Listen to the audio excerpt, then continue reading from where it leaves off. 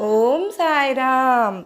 ఈరోజు షిరిడీలో మన సాయినాథుని అత్యద్భుతమైన అభిషేక దర్శనమండి.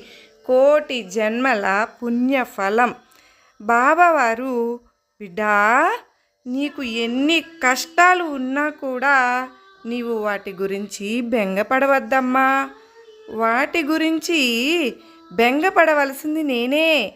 నీవు చేయవలసినదల్లా నీ బాబా మీద విశ్వాసముంచి నీ సమస్త భారమును నాపై ఉంచి నీ పని నీవు చేసుకుంటూ ఉండడమే అని మన సాయినాథుడు చెబుతూ ఉన్నారండి. సర్వే జనా సుఖినో భవంతు.